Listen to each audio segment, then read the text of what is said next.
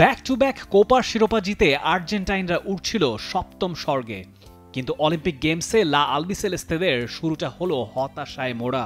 মরক্কোর বিপক্ষে বিতর্কিত ম্যাচে 2-1 গোলের হার দেখতে হলো প্রথম ম্যাচে। সঙ্গে নিয়ম ভাঙার অভিযোগ এনে ফিফার ডিসিপ্লিনারি কমিটিতে অভিযোগ এনেছে আর্জেন্টাইন ফুটবল অ্যাসোসিয়েশন। পুরো ঘটনাটা একটু খোলাসা করা যাক। 90 মিনিট শেষে 2-1 গোলে পিছিয়ে আর্জেন্টিনা। এরপরে যোগ হয় 15 মিনিট ইনজুরি টাইম। সেই 15 মিনিটেও পেরিয়ে শেষমেশ একটা গোলের দেখা পান আর্জেন্টাইন মিডফিল্ডার ক্রিস্তিয়ান মেদিনা। সবাই ভেবেছিল 2-2 সমতাতেই বুঝি শেষ হলো ম্যাচ। তবে এর পরেই বাধে বিপত্তি। গোল সেলিব্রেট করার মাঝেই আর্জেন্টাইন ফুটবলারদের দিকে বোতল, কাপ সহ নানাবিধ জিনিস ছুঁড়ে মারতে শুরু করে মরক্কো সমর্থকরা। এমনকি বিক্ষুব্ধ কিছু দর্শক মাঠেও ঢুকে পড়ে।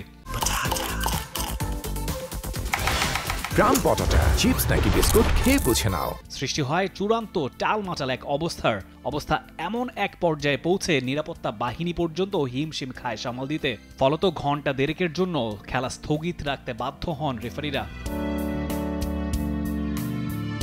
ফিরে এসেই ভিএআরে অফসাইডের সিদ্ধান্তে বাতিল হয় মেদিনার গোলটা।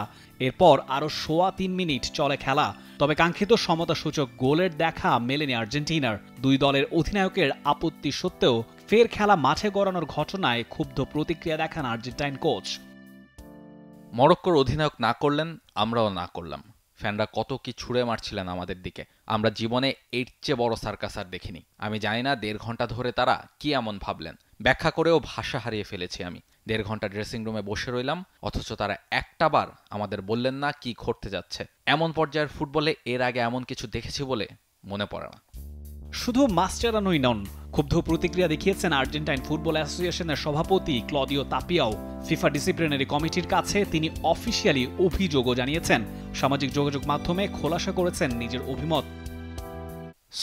এতিয়েনে আজ আর্জেন্টাইনরা যেই অভিজ্ঞতার সম্মুখীন হলো, এটা সত্যিই ভীষণ পরিতাপের। প্রায় 2 ঘন্টা আমাদের ফুটবলারদের লকার রুমে অপেক্ষা করতে হয়েছে। এরপর মাঠে গিয়েও আরো কিছুক্ষণ খেলা চালিয়ে যেতে হলো।